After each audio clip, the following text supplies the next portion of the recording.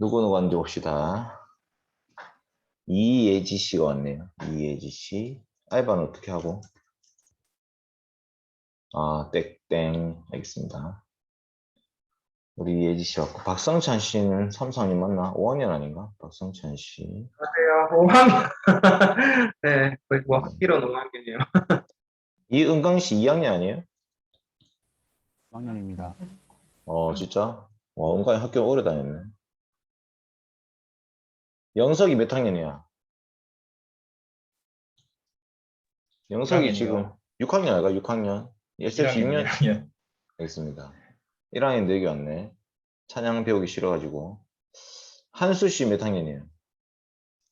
저 성찬이랑 똑같습니다. 아, 진짜? 너 동갑이야? 4학년입니다. 4학년. 아, 은호야, 너 찬양 배우러 가야 된다던데? 조관사님이. 찬양 배우러 가겠습니다. 호연이 잘못 들어왔다. 진짠가? 예, 알겠습니다. 쫓아낸 건 아니고, 조관사님이 보내달라 했었어요. 이민재 씨는 4학년. 이제 스트레이트로 4학년. 민철이도 4학년인가 5학년인가? 4학년. 네. 민철이 할 말 있나? 하진이는 2학년. 네. 네. 그러면 몇 명이야? 하나, 둘, 셋, 넷, 다, 여, 일곱, 여덟, 9명. 맞습니까? 자, 우리 오늘 9명인데 한번 재밌게 기독교 강요에 대해서 배우기 전에 칼빈에 대해서 한번 배우고 기독교 강요 한번 살펴보도록 하겠습니다. 여러분 칼빈 알아요? 칼빈? 칼빈 들어봤어요? 칼빈 아는 사람? 네, 다 알죠? 칼빈. 예. 그 생긴 게 약간 칼에 비이게 생겼죠, 이렇게. 칼빈. 이 얼굴 본 적 있습니까? 예. 칼 비이게 생겼죠, 칼빈. 예. 칼을 뽑았는데 비어 있더라, 뭐 이런 칼빈. 제 신대원 때 별명이 공칼빈입니다, 공칼빈. 생각보다 아는 게 없더라, 뭐 이래가지고 공칼빈. 자, 어쨌든 중요한 거는 칼빈을 모르면 어떻게 되느냐. 오늘 칼빈을 좀 배우려고 하는데 여러분 칼빈을 모르면 어떻게 되냐면 이런 게 있습니다. 만약에 칼빈이 없었다면 어땠을까요? 칼빈이 없었으면 루터와 쯔빙글리로 종교개혁이 만약에 끝났었다라고 한다면 지금 우리가 다니는 장로교회나 개혁교회는 없겠죠.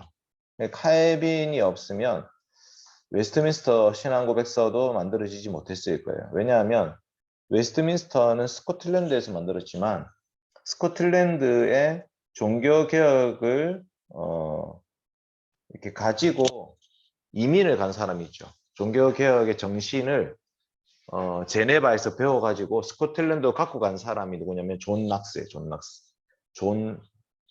존이니까 녹스네. 존 녹스예요. 존 녹스 아니면 잔 낙스. 어쨌든 존 녹스라는 사람이 제네바 아카데미에서 개혁주의를 배워가지고 스코틀랜드에 가서 장로교회를 세웠다는 거죠.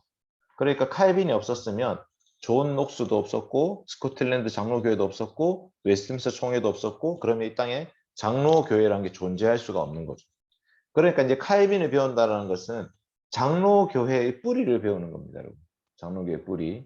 그러니까 우리가 지금 이제 목사와 장로와 집사라는 직분자들이 교회에 이제 중요한 직책이다, 직분이 이렇게 얘기하는데 그거를 처음 시작한 사람이 누구냐면 칼빈이에요, 칼빈. 칼빈 이전에는 로마 카톨릭 교회에서는 직분이 하나였죠, 하나. 사제만 유일한 직분이에요. 근데 사제 위에 높은 사제, 낮은 사제가 있어요. 사제보다 높은 사제는 추기경 뭐 이런 사람들이 있고요.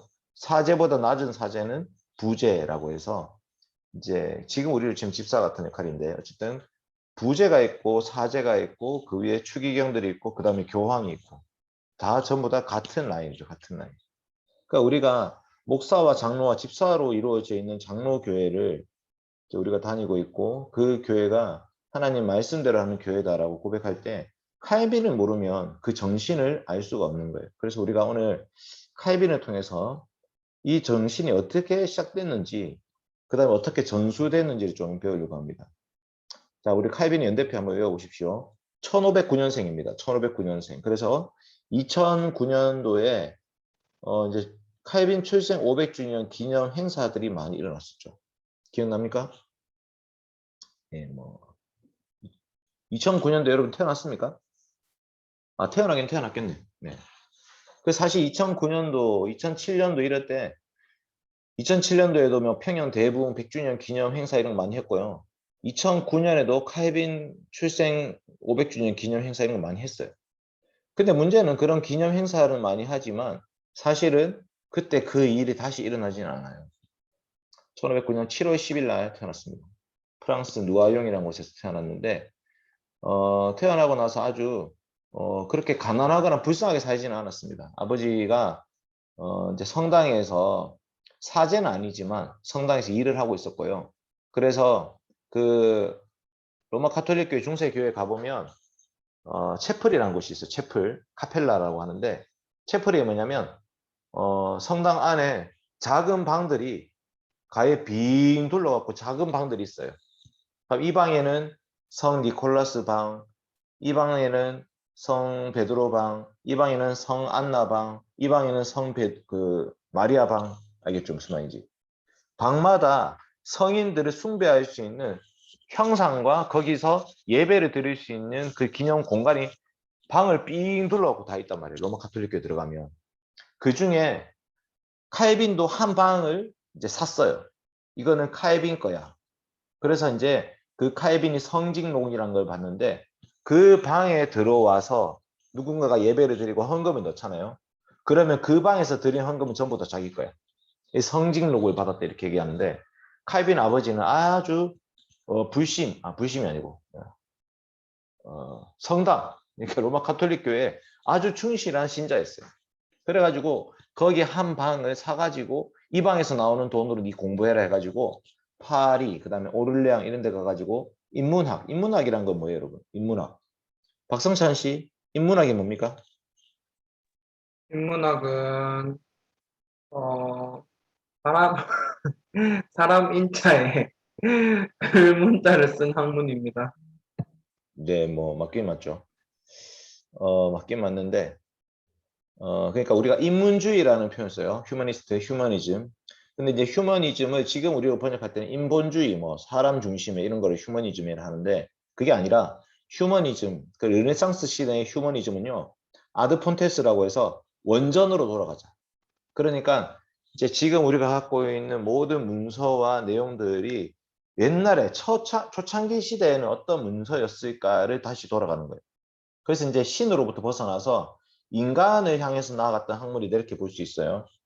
그게 뭐냐면 그리스 로마 신화 같은 것들을 그리스어, 그다음에 라틴어 이런 원래 원어로 된 책들을 직접 다시 읽으면서 그때 이런 정신으로 예를 들면 로마가 법이 유명하니까 그리스 문학이 유명하잖아요. 그러면 그거를 다시 원전으로 돌아가서 보기 시작한 거예요. 그러면서 로마라는 이 제국이 기독교화되기 이전에 그 전에 있었던 모든 문서들을 사람들이 관심을 가지고 공부하기 시작한 거죠. 그러니까 인문학을 공부했다는 말은 언어를 공부했다는 거예요. 그리스어, 그 다음에 라틴어, 그 다음에 히브리어. 이런 언어를 대학에서 공부하기 시작했습니다. 근데 대학이 아니죠. 1521년이면 지금 칼빈 몇 살이에요? 칼빈이 몇 년생입니까? 1509년생. 그러면 1521년은 몇 살이에요? 12살. 12살 때 라틴어, 히브리어, 헬라어 공부하기 시작했습니다. 그 다음에서 파리에서 또 옮겨가지고 오를레앙 가가지고 법학을 공부하기 시작했어요. 그러니까 이게 프랑스에서 태어난 이 칼빈은요 아주 많은 혜택을 누리고 지금 공부를 하고 있어요.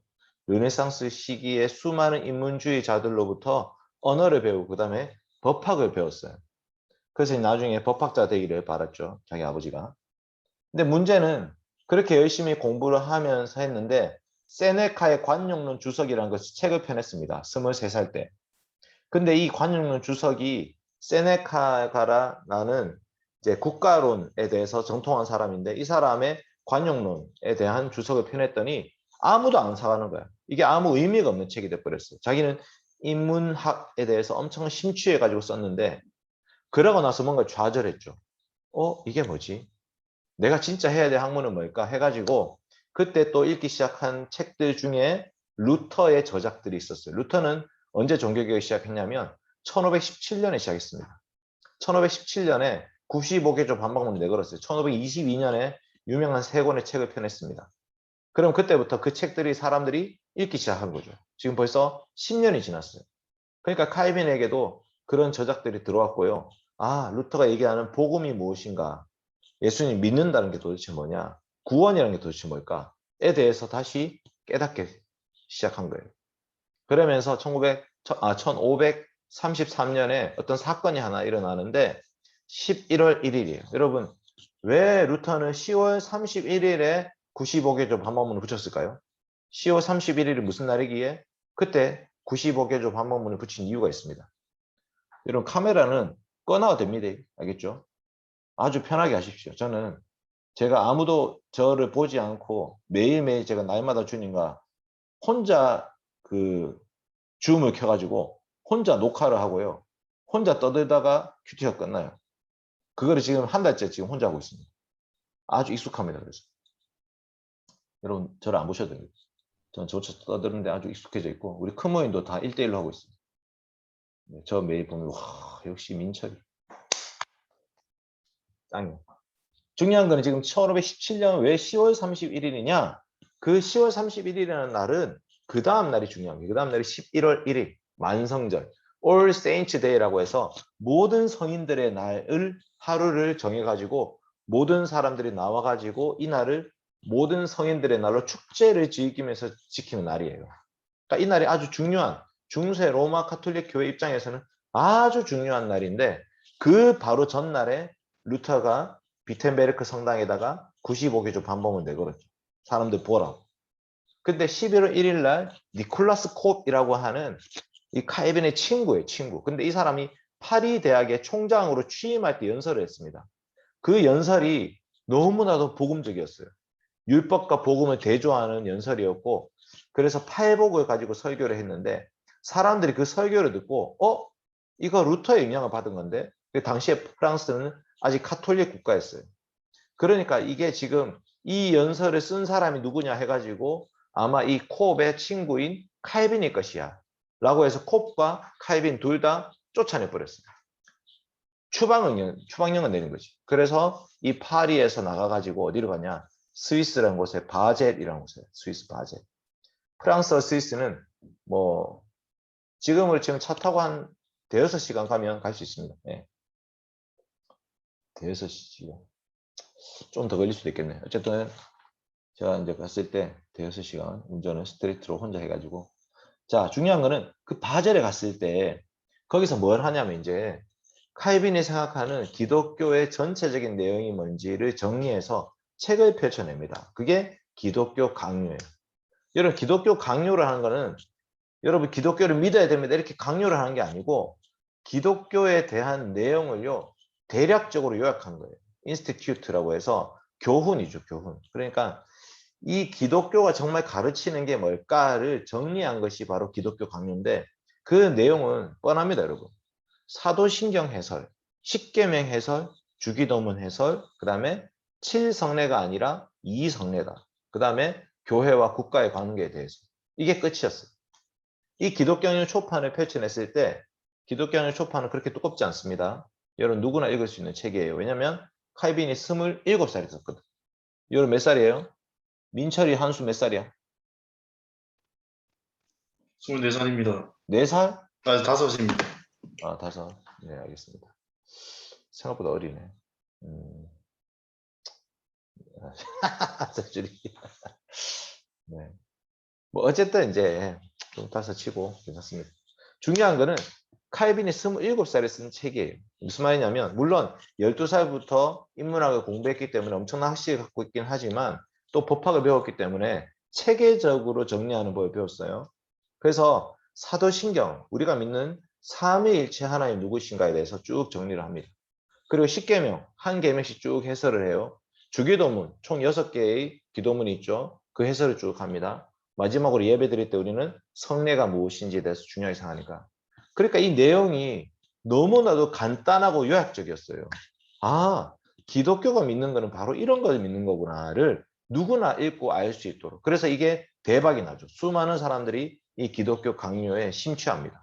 아직은 성경책이 그렇게 많이 보급된 시대가 아니에요. 성경책은 루터가 독일어로 번역했을 때가 1522년이거든요. 예. 그러니까 루터가 그 독일어로 성경책 번역하고 나서 성경책 책값이요. 5억짜리 책값이 150만 원으로 떨어져요. 5억짜리 책값. 성경책이 5억짜리였어 원래. 그런데 이제 그때 구텐베르크 인쇄술 이런 게 발달하면서 그 값이 자체가 떨어졌어요. 그래서 150만 원. 150만 원도 사실 비싸죠. 웬만한 사람 한 달 월급이니까. 그런데 성경을 좀 소장할 수 있게 되긴 했거든요. 근데 그 성경책도 두껍고 많은 사람이 볼 수 없었는데 이제 칼빈이 기독교 강요라는 이 작은 책을 통해서 온 동네 사람들이 도대체 기독교가 무엇인지를 알게 되는 거예요. 그렇게 해서 유명해졌습니다. 유명해진 상태에서 스트라스부르라는 곳으로 가고 있었어요. 왜냐하면 스트라스부르는 피난민들의 집합소였거든요. 종교개혁을 주장하는 사람들이 전부 다 스트라스부르에 모여 있다는 소문을 듣고 칼빈도 프랑스에서 계속 핍박을 받으니까 스트라스부르로 가려고 했어요. 그런데 그때 프랑스와 독일의 어떤 전쟁이 있었어요. 그래서 이 동네 스트라스부르를 바로 가지 못하고 스위스 제네바 쪽으로 돌아서 가려고 하룻밤 제네바에 잠시 머물렀습니다. 하룻밤. 그런데 그날 밤에 누구를 만나냐? 파렐이라는 사람. 파렐. 이 기욤 파렐이라는 사람 만났을 때 파렐에게 이렇게 얘기해요. 파렐이 칼빈에게 당신 이 제네바에 좀 같이 나랑 같이 여기서 사역을 좀 하자. 이 제네바가 이제 겨우 이제 복음주의 혹은 개혁주의에 이제 조금 눈을 떴는데 당신 같은 이 기독교 강요를 쓸 만큼의 대단한 학식을 가진 당신 같은 사람이 여기 와가지고 우리 제네바 교회 성도들을 위해서 교육을 좀 시켜주면 좋겠다 이렇게 얘기했습니다. 근데 뭐라 했냐면 저는 산더미 같은 반대자의 세력과 더불어서 싸울 위인이 못 됩니다 이렇게 얘기했습니다. 산더미 같은 반대자의 세력과 싸워서 위인이 못 되고 스트라스부르에 가서 조용히 연구나 하려고 합니다 이렇게 얘기했습니다.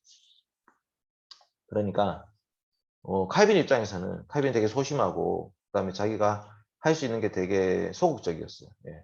그래서 뭐 그거밖에 못한다 이렇게 생각했는데 그랬더니 파렐이 엄청나게 저주를 퍼붓습니다. 칼빈 당신은 지금 휴식과 공부 외에는 아무것도 신경 쓰지 않습니다. 그렇다면 나는 전능하신 하나님의 이름으로 말하겠습니다. 하나님의 부르심에 귀를 기울이지 않는다면 하나님은 당신의 계획을 축복하지 않을 것입니다. 나는 오히려 하나님이 당신의 그 휴식이란 것, 당신의 공부라는 것, 그거 하나님이 저주하시기를 원합니다. 와, 그때 그래가지고 칼빈이 깜짝 놀랐어요. 이게 뭐야? 번개가 번쩍하고 치는 것 같았어요. 내가 그동안 열심히 공부하고 책도 쓰고 살았는데 도대체 나에게 이런 공부와 학식을 주신 이유가 뭘까? 왜 제네바 이 교회는 나를 필요로 하는 것일까? 이 파렐이라는 이 어르신이 왜 나한테 이 제네바에 있으라고 말을 하는 것일까? 그러면서 칼빈이 그 부르심이 하나님의 음성인 줄 알고 아멘하고 거기에 들어갑니다. 그래서 9월 5일 날 파렐이 칼빈을 데리고 제네바 시의회에다가 소개를 해요. 이 시의회라는 단어가 엄청 많이 나오는데요. 시의회. 이게 뭐냐면 이때 당시에는 로마 제국으로부터 이제 각 나라들이 분열되고 있는 시기고요. 각 민족마다 나라를 세울 수 있도록 아직 그런 체계가 잡히진 않았지만 자기 동네 그 이제 영주들마다 어떤 신앙을 가지고 살 수 있는 시대였어요.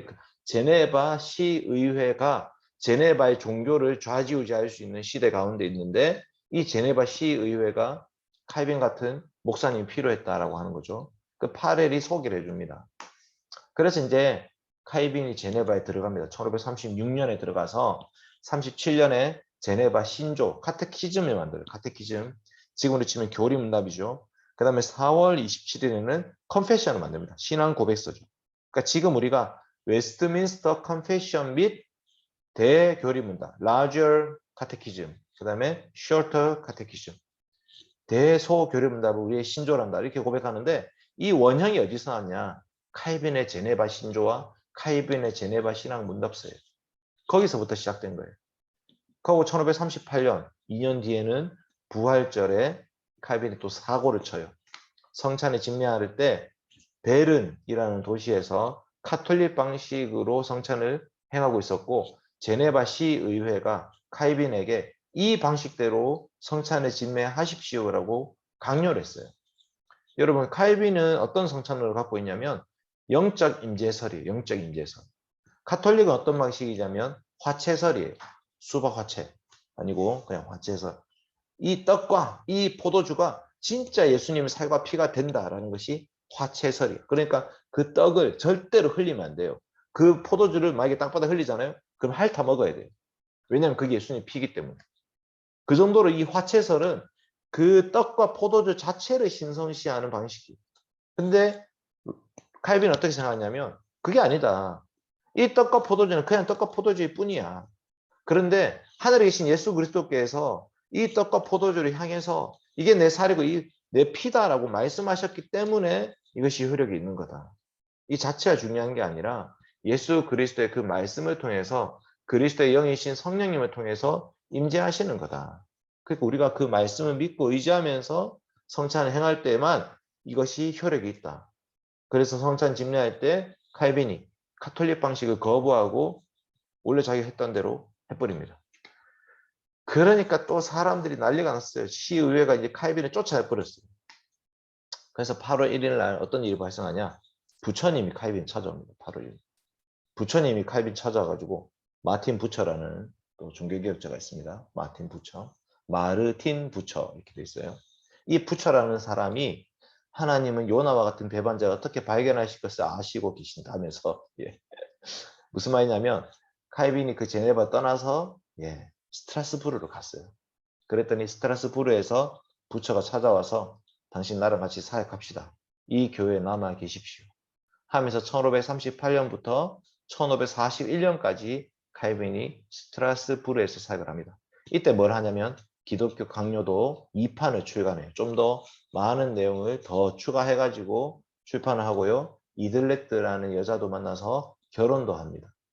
그런데 1541년이 되니까 다시 제네바에서 부르는 거야. 파렐이 제네바를 떠났다가 다시 돌아와서 보니까 제네바가 엉망이 돼 있었어요. 제네바시 모든 성도들이 다시 죄, 향락에, 음악에, 그 다음에 음란에 빠져 있었어요. 그러니까 제네바의 돌들이 돌아오라고 부르짖을 때까지 기다리겠느냐 이러면서 막 저주를 퍼붓고 다시 또 오라 하니까 또 칼빈이 파렐한테는 뭔가 책 잡힌 게 있는 것처럼 돌아와요. 돌아와서 제네바 교회 법도 만들고요. 거기에 내 직분론이 나옵니다. 이 내 직분론이 바로 지금 목사, 장로, 집사의 원형이에요. 그리고 제네바가 변화되기 시작합니다. 도박이 없어지고 무도회가 없어져요. 음행의 죄에 대해서 아주 엄격하게 이제 다스리기 시작했습니다. 1543년에는 기독교 강요 3판을 찍어내고요. 그 다음에 44년에는 루터파하고 성찬 논쟁도 벌이고요. 그 다음에 직물공업이라는 것을 이 제네바 안에서 장려하기 시작했습니다. 이윤을 남기는 그 상업 있잖아요. 상업. 그러니까 제네바가 항구 도시인데요. 항구라기보다는 바닷가는 아니고 거기가 큰 강이 있고 배가 이제 있는 곳이에요. 그래서 이제 상업이 아주 활발한데 상업이라는 것이 물건을 내가 100원을 사가지고 1000원을 팔면 900원 남잖아요. 그러니까 이런 부분에 대해서 되게 부정적인 시각이 있었는데 칼빈이 그 이윤을 남기는 것에 대해서 아주 긍정적으로 가르쳤습니다. 그래서 이제 막스 베버 이런 사람이 칼빈을 이제 이 시대 지금으로 치면 자본주의의 뭐 아버지다 이렇게 얘기를 해요. 자본주의. 근데 이제 과연 그런가 이건 좀 살펴볼 필요가 있습니다. 어쨌든 이 제네바 시가 먹고 살 수 있는 길도 열어주고 그 다음에 이 제네바에 돌아와서 다양한 방식으로 사역하기 시작하고 49년에는 아내가 죽어요. 그 다음에 53년에는 이단하고 싸웁니다. 이단하고 싸워가지고 이단을 화형시키기도 합니다. 59년에는 제네바 아카데미를 엽니다. 62년에는 칼빈의 제네바 시편 찬송가, 칼빈의 제네바 시편 찬송가 150편짜리 전체를 출판도 합니다. 마지막 64년에 죽습니다. 몇 살이죠? 1509년생이니까 55세 때 죽습니다. 55세. 제가 지금 43세인데 12년 뒤에 죽는 거죠. 그래서 마지막에 이렇게 얘기합니다. 내가 잠잠하고 입을 열지 아니하함은 주께서 이를 행하신 영광이다 하면서 하나님 주님께로 갑니다. 베자라는 이 칼빈의 제자가 뭐라고 얘기했냐면 해가 지는 그날에 지상에서 하나님이 교회를 인도하던 가장 큰 빛이 하늘로 돌아가고 말았다. 이렇게 얘기했습니다. 이게 칼빈의 생애입니다. 여러분 칼빈의 생애 한번 들어본 적 있어요? 처음 들어봤을 수 있는데 한수 씨 칼빈의 생애에 대해 들어봤습니까? 전체적으로 보면 처음인 것 같습니다. 네, 감사합니다. 어때요? 들어보니까 어때요? 칼빈처럼 살고 싶습니까? 굉장히 열심히 사신 것 같습니다. 아, 네. 영혼 없는, 네, 알겠습니다. 열심히 살았죠. 자, 이제 한번 이 칼빈의 신학을 한번 좀 이해해 볼 필요가 있습니다. 신학, 칼빈의 신학 한번 이해해 봅시다. 칼빈, 제네바의 칼빈, 그 다음에 칼빈의 제네바 이렇게 붙였는데요.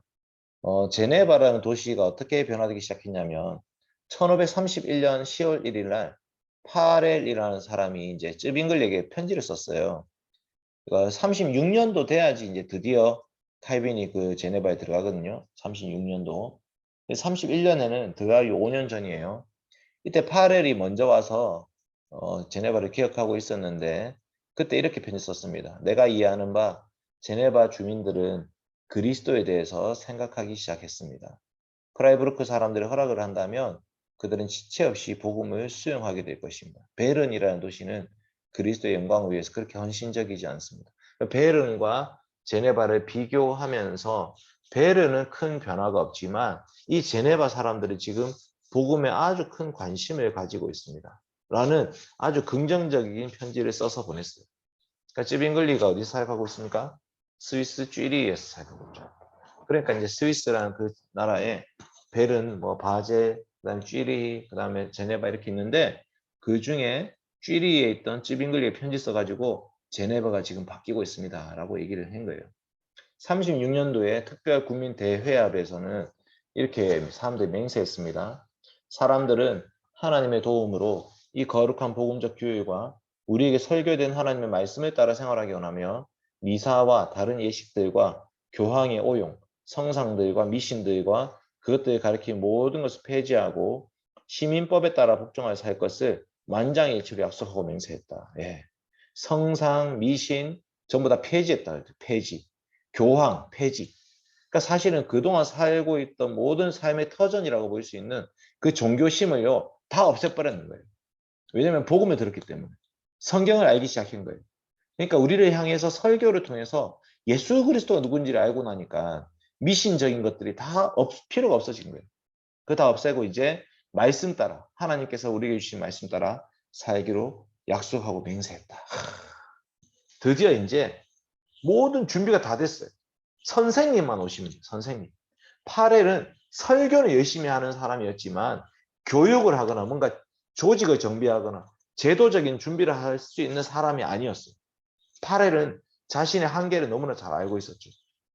자기보다 칼빈보다 한 24살 더 많은 사람, 24살, 24살. 그래서 칼빈이 이렇게 나중에 회고를 합니다. 내가 처음 이 교회에 왔을 때 정말 아무것도 없는 것과 마찬가지였다. 설교는 있었는데 설교가 전부였다. 사람들은 성상을 다 불태워버렸지만 개혁에 대해서는 아무것도 찾아볼 수 없었고 모든 것이 혼란 속에 있었다. 그러니까 있던 자리를 치워버렸는데 그 빈자리에 도대체 뭐가 들어와야 되는지가 없는 거지. 그래서 36년도에 칼빈의 제네바 1차 사역이 시작됩니다. 파렐과 칼빈이죠. 그러니까 칼빈이 혼자서 다 한 게 아니에요. 하나님이 파렐이라는 사람을 먼저 보내셔가지고 제네바를 준비시켜 놓으셨고 거기에 칼빈이 함께 사역하게 동사 혹은 동력했다고 볼 수 있는 거죠. 교회 조직과 예배에 대한 조항을 만들기 시작했습니다. 매주 성찬을 시행해야 됩니다. 적어도 한 달에 한 번은 시행해야 됩니다. 라는 성찬을 중요하게 생각하는 예배 내용을 넣었고요. 그 다음에 권징이 있어야 됩니다. 교회가 권징을 해야 됩니다. 시의회가 사람들에게 칼을 가지고 형을 집행하는 것 말고 교회가 영적인 권위로서 그 사람들이 성찬에 바르게 참여하지 않을 경우, 예배에 빠질 경우에 그 사람들을 징계할 수 있는 권한이 교회에 있어야 됩니다. 그러니까 교회의 권징권에 대해서 도입하기 시작했습니다. 그 다음에 시편 찬송을 불러야 됩니다. 당시는 그레고리 찬트라고 해서 아주 미성의 어떤 그 높은 음역대의 노래를 라틴어로 부르고 있는 시대였어요. 그러니까 음악이라는 것이 듣는 음악이었지 우리가 함께 참여하고 부를 수 있는 음악이 아니었어요. 지금 이제 코로나 때문에 함께 부를 수 없잖아요. 너무 답답한데 하나님이 원래 우리 주신 말씀, 이 찬송이라는 거는 우리가 다 같이 우리의 마음으로 우리를 향해서 주신 그 은혜의 말씀을 함께 본명복창하면서 부르는 것이 진짜 찬송이다. 그러니까 시편 찬송을 부릅시다. 왜냐하면 시편이 하나님 우리 주신 말씀이고 그 말씀, 계시된 말씀뿐만 아니라 우리의 고백이기 때문에 시편을 부릅시다. 그리고 곡조를 너무 복잡하고 막 8분음표, 16분음표, 32분음표 막 짜갈라가지고 아무도 부를 수 없는 노래 말고 4분음표나 2분음표로 된 그런 방식으로 음역대도 도에서 미까지 도에서 미까지도 저는 잘 안 올라가는데 어쨌든 그 정도의 아주 보편적으로 일반적인 음역대 안에서 시편 찬송을 만들기 시작했어요. 그러니까 누구나 부를 수 있는 거죠. 그리고 교리를 교육합시다. 그 다음에 결혼법도 규정해야 됩니다. 이때는 일부 일처제가 아니었던 것 같아요. 아주 물나는 도시였고 수많은 사람들이 음행에 빠져 있었습니다. 도박에 취해 있었고 술래, 음주에 취해 있었습니다. 그래서 이제 이 제네바라는 도시를 말씀대로 돌려놓기 위해서 이것들을 도입하기 시작한 거예요. 그러면서 신앙 교육을 위해서 교리 교육서도 발간해가지고 기독교 강요를 요약해서 책을 내고 아이들한테 가르치기 시작했습니다.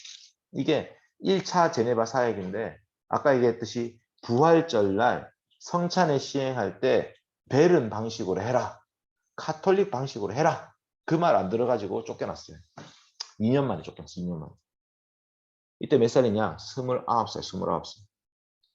29살 쫓겨나가지고 주유창 간 사람이 몇 살이에요 지금? 주유창? 아 이게 없나? 29살이에요. 27살에 시작해가지고 29에 쫓겨났어요. 그러니까 칼빈이 이제 평신도 사역이라고 볼 수 있는 주의자 선생님 1년차, 2년차, 3년차 딱 사역하는 그 상황이네요. 딱 3년 사역하고 쫓겨났습니다. 근데 뭐 의찬이가 지금 뭐 성찬, 권징, 시편 찬송 오늘 찬송 가르치는데 시편 찬송 가르치는지 모르겠네. 교리 교육, 그다음에 결혼법 이런 거 할 수 있겠습니까? 뭐 이건 그 의찬이만의 문제가 아니고 저도 마찬가지죠. 제 나이가 43인데도 저도 칼빈과 같은 정도의 소양을 갖추지 못하고 있죠. 부끄럽습니다. 그런데 칼빈을 가르치는 수많은 유튜버들이 다 그렇게 얘기하더라고요. 칼빈이 27세 때 기독교 경력을 썼는데 자기는 55세입니다. 뭐 이러면서 다 부끄러워하고 있더라고요. 자, 스트라스부르로 가겠습니다. 이제. 그래가지고 칼빈이 제네바를 떠나서 스트라스부르에 갔는데 스트라스부르에도 그렇게 오래 있지 않죠. 3년 있으면 3년. 이 3년 동안 사실 칼빈은요. 황금기를 맞이합니다. 제네바는 공칼빈 권사님, 네. 제네바는 정말 좀 힘든 곳이었어요. 자기가 2년, 3년밖에 안 있었지만 거기는 하루하루가 너무너무 힘들었어요. 너무너무 힘들고 너무너무 고통스럽고 괴로운 일들이 너무나 많았고 시의회가 계속 자기들을 이제 갈구고 불러가 뭐라 하고 막 이렇게 했단 말이에요. 자기 나이도 어리고. 근데 스트라스부르에 갔더니 너무 행복한 도시야. 정말 피난민들의 정말 그 낙원과 같은 그런 곳이었어요. 거기 가서 이제 칼빈이 부처님과 함께 사역합니다. 부처님, 부처와 칼빈, 부처 앤 선. 부처는 아주 잘생겼어요. 주일에 2번씩 설교했고요. 매주 4번씩 예배를 인도했습니다. 그러니까 뭐냐면 예배라는 것이 주일 예배만 있는 게 아니고 주중 모임도 있었다 이렇게 볼 수 있는 거죠. 그래서 주일에는 오전이랑 오후 2번 설교를 하고요. 그 다음에 주중에도 예배 인도를 4번 정도 했어요. 아직은 로마 카톨릭의 잔재가 남아있다고 볼 수 있죠. 카톨릭도 지금 코로나 때 어떻게 하냐면 매일 미사를 드리더라고. 유튜브에 미사 치면 미사가 나옵니다. 근데 뭐 그냥 똑같은 노래 계속 반복해서 불러요. 지금 요새 제가 유튜브만 하고 있어가지고 페이스북도 안 하고 인스타도 안 하고 제가 카페인 중독이었는데 페인을 뺐어요. 페인을 뺐어요. 페인을 빼고 나니까 이제 페인으로부터 벗어났어. 페인으로 벗어나가지고 제 유튜브만 하고 있는데 유튜브에 정말 좋은 자료가 많습니다. 그 중에 로마 카톨릭 교회 미사는 어떻게 드리는가, 동방 종교회, 그 다음에 아나베티스트, 제세례파 뭐 이런 것들도 다 이제 볼 수 있어요. 성공회, 우리나라도 성공회가 있고요. 이제 지금 루터파 교회도 우리나라 있는데 루터파 교회 막 싸우고 있습니다. 지금 뭐 그런 거 유튜브에 다 보면 알 수 있어요. 자, 어쨌든 중요한 거는 그렇게 아직은 로마 카톨릭의 잔재가 남아있는 상황에서 예배 인도도 계속 하고요. 그 다음에 설교도 계속 하고요. 그 다음에 성찬도 매달 시행했습니다. 스트라스부르에서. 그 다음에 시편 찬송가도 아까 얘기했듯이 시편 찬송 만들어야 된다 했는데 그때는 9편 정도밖에 없었어요. 네스트라스 불어와가지고 18편을 만듭니다. 그 다음에 시몬 창가도 만들고 성경에 있는 내용, 시몬 창가, 십계명을 찬송으로 만들어요. 십계명. 그 칼빈의 제네바 시편 찬송가에 나온 십계명 노래는 이렇습니다. 따다다다다다다라라. 노래 까먹었는데. 말씀하여 이르시되 나라나나나나라라 이런 찬송. 나중에 한번 보여줄게요. 어쨌든 십계명 노래가 있고 사도신경도 노래로 있었어요. 그러니까 예배 때 사용되는 모든 내용들을 찬송으로 만들어서 부르기 시작한 거예요. 사람들이 익숙하고 외우기 쉽게 하기 위해서. 그 다음에 성경을 계속 해석을 하고 설교하다 보니까 주석책이 나왔습니다. 요한복음, 고린도전후서, 빌립보서, 로마서 이렇게 성경 주석을 쓰기 시작한 거죠. 그러면서 기독교 강요도 또 출판했어요. 그러니까 기독교 강요는 교리의 요약이잖아요. 교리. 근데 성경 주석은 교리 말고 성경 본문 자체를 가르치는 거거든요. 그래서 어떤 사람은 이걸 두 개 섞어가지고 성경 본문을 창세기부터 계시록까지 차례대로 막 가르치면서 중간중간에 교리를 막 집어넣었어요. 예를 들면 창세기 1장 막 설교하다가 갑자기 창조론이 뭐냐, 창조론 설교 막 집어넣고. 근데 이제 칼빈은 그렇게 안 하고 교리는 교리대로 다 빼가지고 하나님이 어떤 분이시며 인간은 어떤 존재이며 예수님이 누구신지 우리는 어떻게 구원받는지 교회는 어떤 공동체인지 마지막 주님이 다시 오시는 날 어떤 일이 일어나는지 이런 신인기 구교종 이 모든 교리의 내용들이 기독교 강요에 다 집어넣어놨어요. 이미. 그 다음에 성경 주석은 그냥 본문을 차례대로 해석을 해가는 거예요. 그리고 이들레트와 결혼하죠. 이들레트는요 제세례파였습니다. 원래 제세례파. 그러니까 로마 카톨릭 교회로부터 벗어나가지고 이게 잘못됐구나 생각했는데 제세례파는 좀 급진적인 사람들이에요.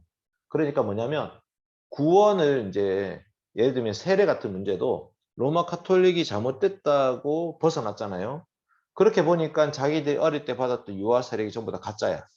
그래서 제세례파는 자기들끼리 모여가지고 너 진짜 믿냐 안 믿냐 이런 것들을 따지기 시작하면서 진짜 믿는 믿음의 증거를 보여라. 그래야 우리 공동체에 들어올 수 있다 하면서 이 제세례파가 엄청 빡센 신앙 개혁주의 파라고 볼 수 있어요.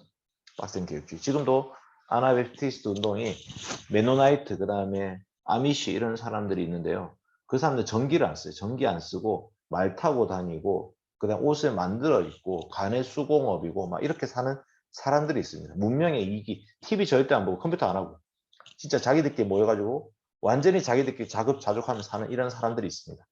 근데 그런 제세례파가 시작되는 시점인데 칼빈의 아내가 된 사람도 제세례파였다가 회심했던 사람이고요.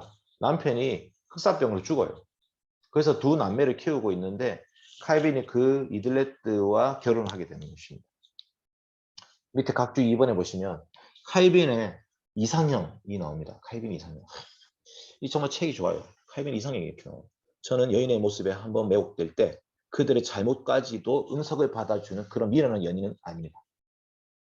그러니까 막 여자 혹시 여기 자매들이 예지가 있네. 주 예지야 혹시 불편해 또 이해해라. 예지만 자매가 있네. 네. 일단 칼빈이 생각하는 그 여성상에 이런 게 있다는 거죠. 그러니까 그냥 나한테 좀 잘해주고 나한테 좋은 오빠 돼주고 막 이렇게 하는 그러니까 이제 뭐 잘못해서 애교 부리고 막 이렇게 하는 여자를 칼빈이 좋아하지 않습니다. 좋아하지 않고 자기를 매혹시키는 유일한 아름다움은 뭐냐면 정숙하고 협조적이고 협조적이란 말이 그 이상에 있어. 그 다음에 교만하지 않고 검소하고 인내하고 정말 이게 도대체 무슨 여인으로서 뭐 맞는지 모르겠는데 어쨌든 정숙, 협조, 교만하지 않고 검소하고 인내하고 거기서 더 바란다면 자기의 건강을 돌볼 수 있는 여인입니다. 왜냐하면 너무 아픈 데가 많았어요. 두통, 치통, 생통 아니고 두통, 치통, 그 다음에 풍이 있어가지고요. 풍이 있어가지고 계속 아프고 통풍이 있었고 그 다음에 치질이 있어 치질. 엉덩이에 치질이 있었고 그래서 이제 칼빈이 안 아픈 곳이 없었어요. 간염도 있었어요. 그래가지고 칼빈이 맨날 아프니까 자기 건강을 돌볼 수 있는 여자. 그런데 이들레트가 이 칼빈을 정말 그렇게 섬겨줬어요. 이들레트가 먼저 막 사랑하고 좋아해서 그렇게 한 건 아닙니다. 두 남매의 엄마였어요. 이미 결혼했고 두 아이가 있었는데 이제 주변에서 당신 결혼해야 된다, 칼빈 결혼해야 된다 해가지고 소개해 줬는데 너무 결혼을 잘 했어요. 그렇게 오랫동안 같이 살지는 않았습니다. 한 10년 살았을 거예요. 자, 2차 제네바 사역. 이런 상태에 있었는데 다시 제네바에서 부른 거예요. 왜냐하면 제네바가 그 3년 사이에 완전 엉망진창이 돼버렸어요. 이 도시 자체가 칼빈이 있을 때는 칼빈이 너무 우리를 막 이렇게 틀에 가둬 놓으려고 한다. 교회가 권진권도 시행하려고 하고 예배는 이렇게 되어야 됩니다. 여러분 삶은 이렇게 살아야 됩니다. 가정생활 이렇게 해야 됩니다. 일은 이렇게 해야 됩니다. 이런 거를 칼빈이 계속 설교하고 가르치니까 사람들이 듣기 싫어가지고 쫓아보냈는데 그랬더니 제네바 도시가 난리가 난 거예요. 다 도박하고 음주하고 막 여자 끼고 막 이렇게 밤새 놀고 이렇게 해가지고 이 제네바가 도대체 도시가 안 돌아가는 거예요. 그래서 시의회에서 칼빈 선생님 제발 좀 돌아주십시오 이렇게 얘기했어요. 그러니까 칼빈이 뭐라 했냐면 밑에 각주 3번이요. 나는 매일 1000번씩 죽어야 되는 내가 매일 1000번씩 죽어야 되는 이 십자가보다는 차라리 다른 죽음으로 100번 죽고 싶습니다. 저는 제네바 있을 때 2년 3년 동안 너무 힘들었어요. 진짜 너무너무 괴롭고 힘들었어요. 그래서 정말 좀 다르게 죽을 수 없을까요? 저는 이렇게 얘기하면서 그런데 만약 나에게 선택권이 있다면 나는 이것을 제외한 다른 모든 것을 기꺼이 행할 것입니다. 그런데 저는 제 자신에게 속하지 않습니다. 제 몸은, 제 육체는, 제 구원은, 제 신앙은 제 것이 아닙니다. 저의 학식은 제 것이 아니기 때문에 그래서 제 마음을 주님께 드립니다. 기꺼이 그리고 신실하게. 이게 이제 오른손 이렇게 다 심장을 드립니다 하는 SFC 배지에 나온 그 그림이에요. 내 심장을 주님께 드립니다. 기꺼이 그리고 신실하게. 칼빈이 제네바 두 번째 갈 때 이것을 고백하면서 갔던 거예요. 정말 힘들게 갔습니다. 자, 가가지고 뭘 했냐. 이제 2차 제네바 사역이 중요한데요. 죽을 때까지 제네바에 삽니다. 여러분, 그러니까 칼빈은요, 프랑스 사람인데 스위스가 살았잖아요. 그러니까 평생 나그네였고, 평생 난민이었어요, 난민. 자기는 소속감이 없이 살았어요. 너무나 힘들었어요, 사실은. 손님으로 사는 것이 쉽지 않습니다. 예를 들어, 우리나라에 누가 일본에서 이제 어떤 목사님이 와가지고 우리나라 사역한다 생각해 보세요. 그 사람이 아무리 일본에서 와가지고 돈이 좀 많다 하더라도 우리나라에서 일본 목사님이 사역하기 쉽겠습니까? 사람들로부터 계속 부정적인 시각을 받는 거죠. 네가 뭔데 여기 와서 왜 설교하냐, 목사하냐 이렇게 볼 수 있지 않겠습니까? 그래서 칼빈이 너무 힘들었지만 하나님이 나를 이 제네바로 부르셨습니다라고 고백하면서 평생을 삽니다. 내 직분론은 뭐냐면 목사와 교사와 장로와 집사입니다. 목사는 설교자고요. 교사는 목사들을 가르치는 선생님, 가르치는 선생님. 그러니까 이제 교사라는 거는 신대원 교수라고 볼 수 있는 거죠. 그 다음에 장로님들이 계시고 집사님들이 있었습니다. 이 직분을 회복시켰습니다. 칼빈이 이 직분을 회복시켜서 칼빈의 제네바 목사회라는 책이 있는데 제네바 목사회는요. 매주 설교 검사를 받습니다. 다 같이 성경 공부를 같이 하고요. 목사들이 그 성경 연구에 같이 참여해서 칼빈으로부터 말씀을 배워가지고 자기 교회로 돌아가서 설교하도록 했습니다. 그러니까 칼빈은 말씀 연구에 최선을 다했던 거예요. 목사님들을 교육시키기 시작했습니다. 그 다음에 제네바 아카데미를 만들었죠. 학교를 세웠어요. 이 학교를 통해서 후학들이 양성하기 시작했습니다. 이 신앙이 우리 당대로 끝나면 안 된다. 앞으로 계속해서 목사뿐만 아니라 좋은 평신도도 계속해서 태어나야 된다 해가지고 제네바 아카데미, 이 제네바 대학이 됐는데 이 제네바 아카데미, 이 제네바 대학에서는요 처음에는 신학과가 있었지만 나중에는 의학과도 만들고 법학과도 만들었어요. 그러니까 당시에는 대학이라는 곳에서 배울 수 있는 학문이 그렇게 많지가 않은데 의학과, 신학과, 법학이 이게 이제 칸트의 정의에 의하면 이런 겁니다. 육체의 병은 누가 치료해 주죠? 육체의 병은 의학이 치료를 해주죠. 영혼의 병은 누가 치료해 줍니까? 영혼의 병은 신학이 치료해 주죠. 사회의 병은 누가 치료해 줍니까? 법학이 치료해 주는 거죠. 그러니까 칸트가 이 중세시대 대학의 학문 이 세 가지의 핵심적인 내용을 치료로 봤어요. 치료. 그러니까 사람들이 이 교육을 통해서 치료를 하는 데 있어서 의학과, 신학과, 법학이 있는데 이 칼빈의 제네바 아카데미가 바로 그런 성도들을 길러내는 학교로 시작됐습니다. 베자라는 사람이 교장 선생님이었어요. 이렇게 했죠. 교회 규칙에 따라서 하나님의 경외함으로 겸손하고 정숙하게 행동하며 자신의 의무를 수행하십시오 하면서 이 학교의 성도들, 학생들이 정말 바르게 신실하게 배울 수 있도록 도와줬어요. 그 장로회는 이제 장로님들의 모임인데 그 장로회는 매주 금요일마다 모여가지고 이제 신방하고 신방 보고를 해요. 자기가 맡은 성도들이 한 30명 있으면 그 30명이 어떻게 살아가는지를 살피고요. 그 신앙 상태를 보고를 하고 그 삶에 대해서 징계를 합니다.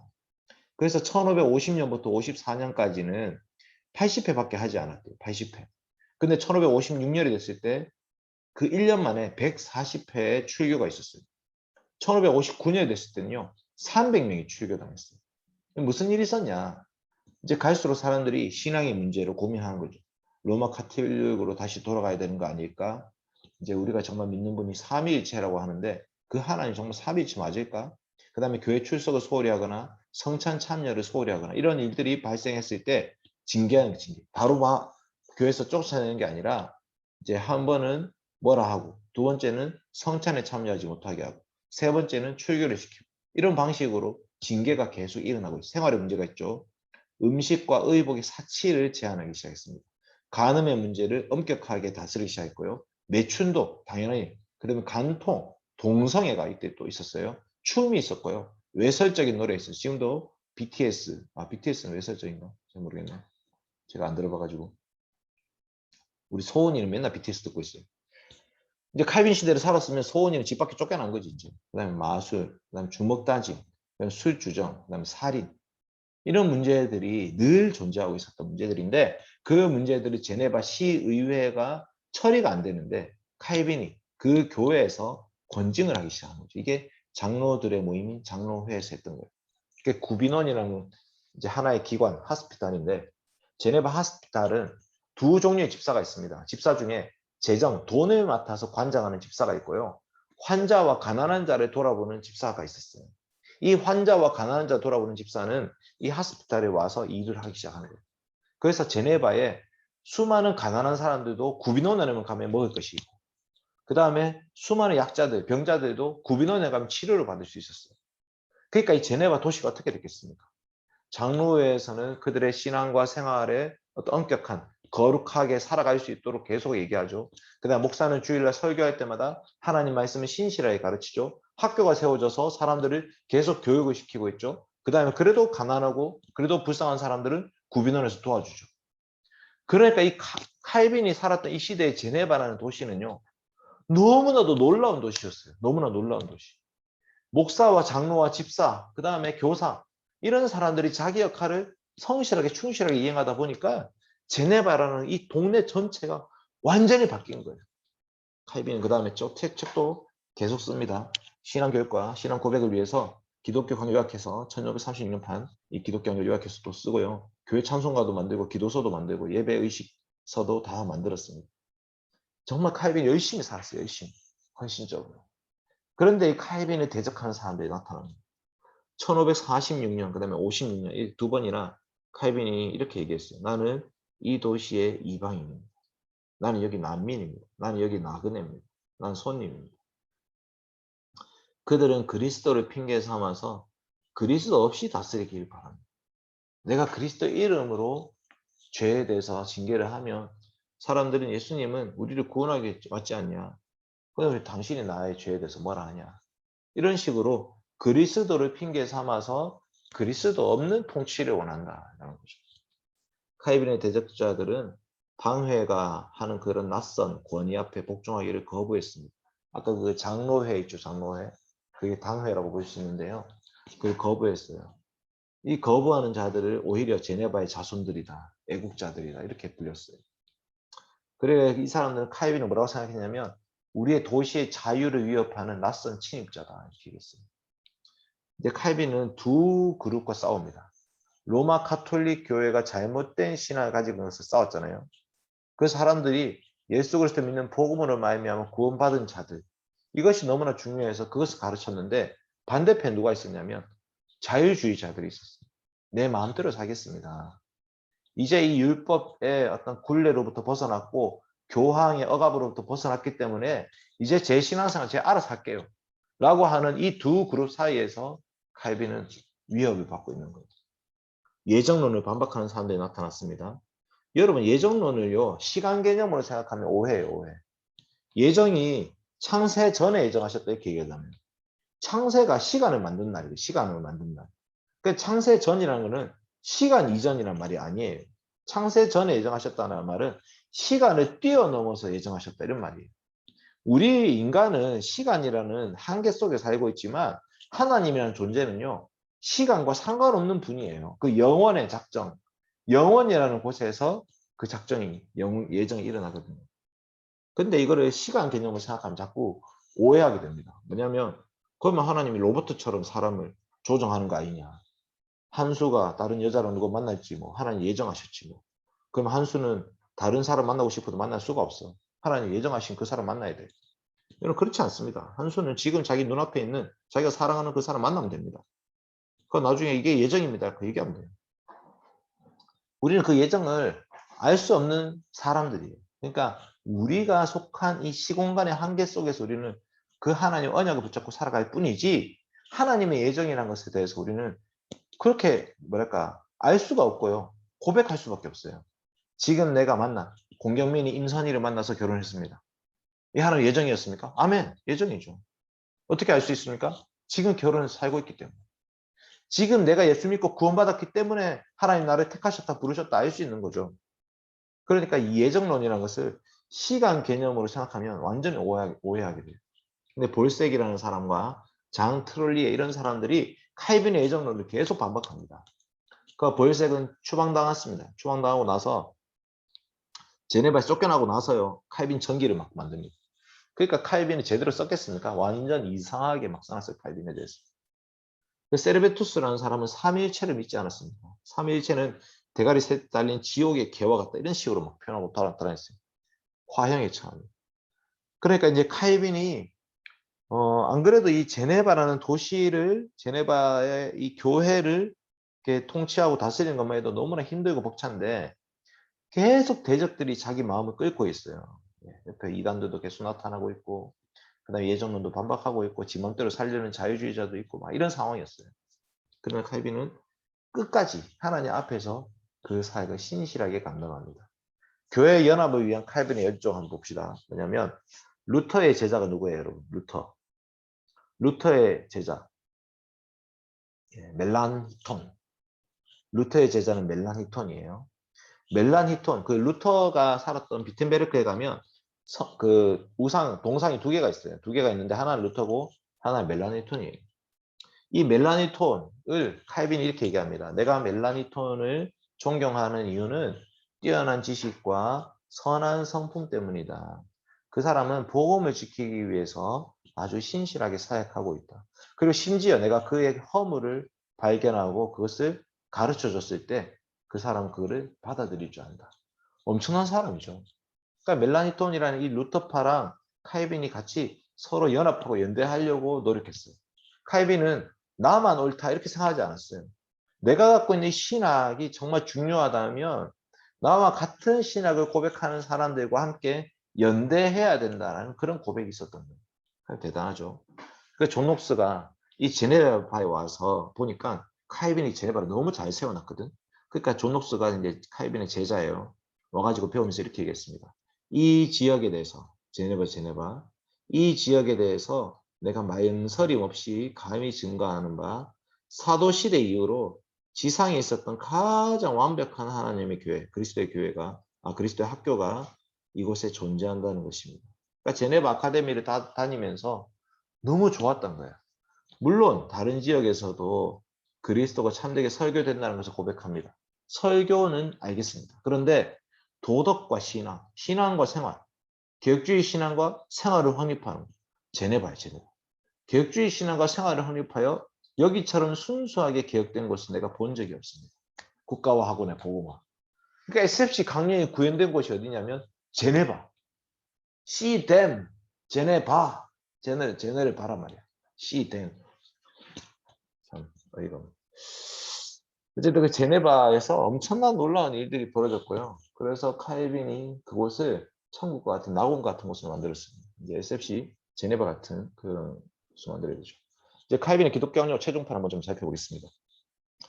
1559년에 만들었어요. 녹색 진짜 이건 예. 스위스 제네바잖아. 예. 그래, 가만히 서 있어. 스위스 가만히 서 있어. 자, 기독교학력 최종판인데 1559년도에 이제 최종판을 냈다는 것은 1536년부터 23년에 걸쳐 가지고요. 5번 정도 개정 증보가 돼요. 그러니까 칼빈이 기독교 강요를 한 번 쓰고 끝낸 게 아니고 계속 업데이트를 합니다. 계속. 그러다가 마지막 최종판에서는요. 구조가 완전히 바뀌어요. 아까 처음 시작할 때 뭐라 했죠? 사도신경, 십계명, 주기도문 이렇게 했다 했잖아. 근데 제일 마지막 최종판은 구조가 어떻게 되어 있냐면 창조주 하나님, 구속주 예수 그리스도, 성령 하나님, 그 다음에 교회. 이게 사도신경의 구조가 있어요. 사도신경 우리가 외울 때 뭐죠? 전능하사 천지를 만드신 하나님 아버지 내가 믿사오니. 창조. 그 다음에 성부 하나님. 두 번째, 그 아들 예수 그리스도를 믿사오니. 예수 그리스도. 기독론이죠. 기독론. 그 다음에 성령을 믿사오며. 성령론이죠. 마지막으로 교회. 거룩한 공교회와 성도의 교제와 하는 그 교회. 그러니까 1, 2, 3, 4권 이 최종판이 사도신경의 순서를 쭉 따르고 있어요. 이 안에 십계명 내용도 들어가고 기도도 들어가요. 무슨 말인지 알겠죠? 사도신경 십계명 주기도문을 다시 해체시켜가지고 이 1, 2, 3, 4권이라는 이 최종판 안에다가 집어넣는 거죠. 놀라운 책이 놀라운 책 정말 읽어보면. 그래서 칼빈은요 계속해서 교부들을 연구합니다. 교부 누구냐면 초창기 시대 예수님 이후에 사도들 다음에 속사도 있고 교부라고 하는 사람들이 있어요. 이 사람들이 한 AD 3년, 300년, 한 400년 이때 사람들인데 그 사람들 연구하기 시작한 거예요. 처음부터 우리는 교회는 무엇을 가르쳐 왔던가. 왜냐하면 로마 카톨릭 교회가 자기들은 교부들을 따른다고 말은 하면서도 교부들이 진짜 가르쳤던 내용에 대해서 정확하게 모르는 거야. 키프리안에 대해서도 모르고 어거스틴에 대해서도 모르고 터툴리안에 대해서도 모르고 오기리겐에 대해서도 모르고 교부들을 인용하고 있지만 교부들의 정말 가르침을 모르고 있는 거예요. 그러니까 칼빈이 계속 교부들을 계속 공부합니다. 정말로 어거스틴이 뭐라고 얘기했을까? 정말 키프리안이 뭐라고 얘기했을까? 계속 공부하다 보니까 사람들에게 여러분 교부들은 그렇게 가르쳤던 게 아니에요. 로마 카톨릭 교회는 교부들을 지금 잘못 해석하고 있는 거예요. 그러니까 성경이 정말 뭐라고 얘기하는지를 계속해서 완전한 가르침을 배우기 위해서 성경 해석을 한 거죠. 그 다음에 지적인 즐거움. 너가 모르는 거 내가 한번 가르쳐 줄게. 난 똑똑하고 너는 못났으니까. 이렇게 얘기한 게 아니고 경건. 내가 거룩하신 하나님 앞에서 살아가기 위해서.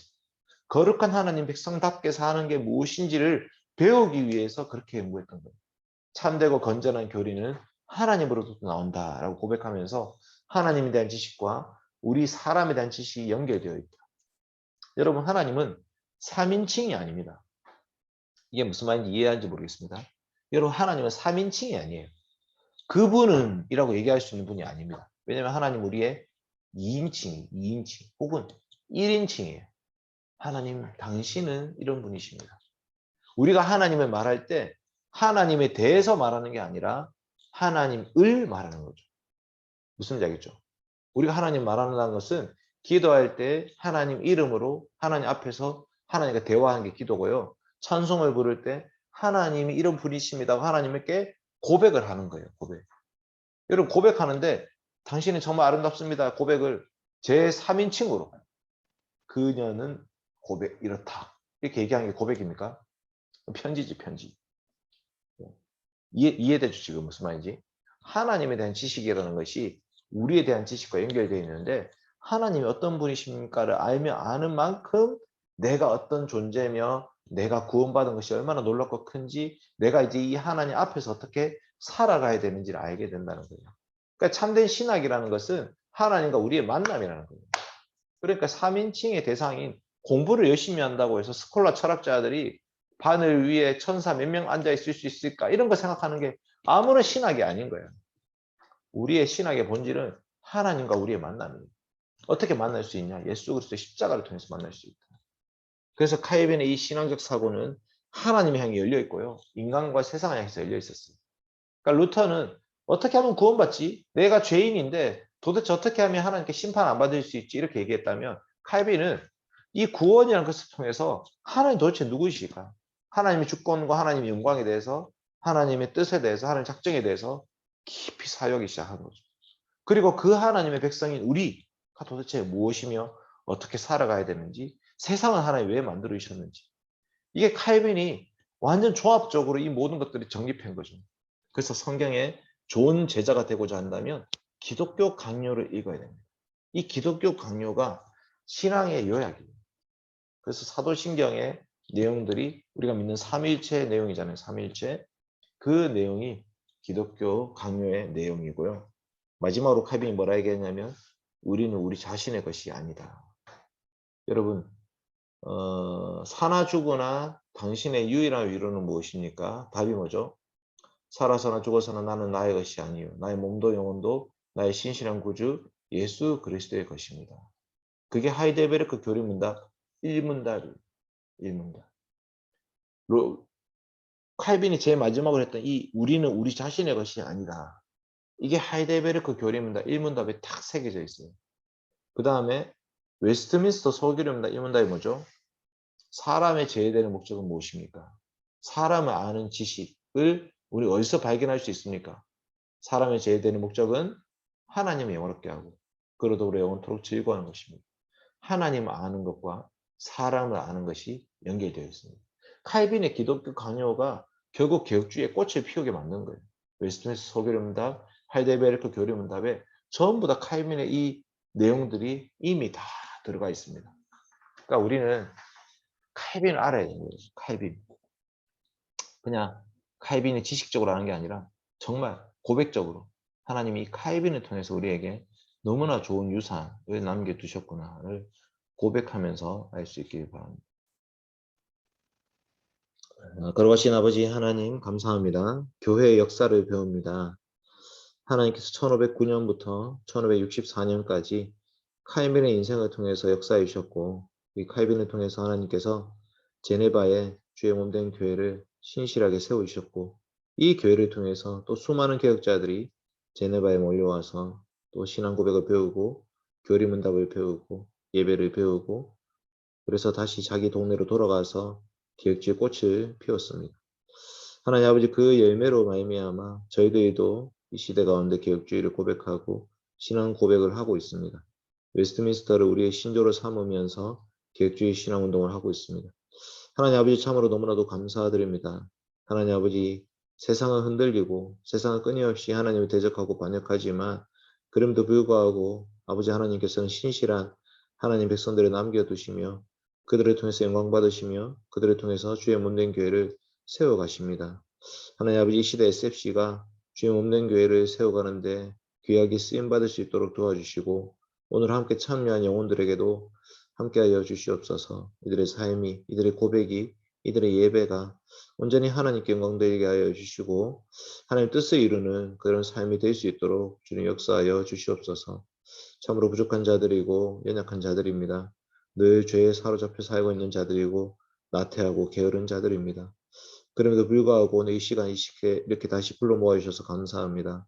하나님 아버지 우리를 택하여 부르신 하나님의 은혜를 늘 기억하며 그 하나님의 뜻을 기억하며 살아갈 수 있도록 도와주시고 하나님 아버지 저희 가운데 참으로 왜 나를 구원하시고 왜 나를 택하시고 왜 나를 창조하셨고 정말 나를 통해서 이루시려고 하신 하나님 뜻이 무엇인지를 늘 고민하며 그 하나님 뜻에 부합하게 살아갈 수 있도록 저희를 인도하여 주시옵소서.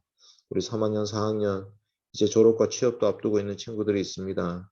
우리는 세상 속에서 무엇을 하며 어떻게 살아야 될지를 다 알지 못합니다. 그러나 신실하신 구주 예수 그리스도께서 우리의 주인이 되시오니 그 주님의 뜻에 순종하며 주님의 뜻에 따라 살아갈 수 있도록 인도하여 주시옵소서. 하나님 감사드립니다. 오늘 모든 시간을 통해서 하나님 홀로 영광을 받아 주시옵소서. 감사드리며 예수님의 이름으로 기도드립니다. 아멘. 네, 이상으로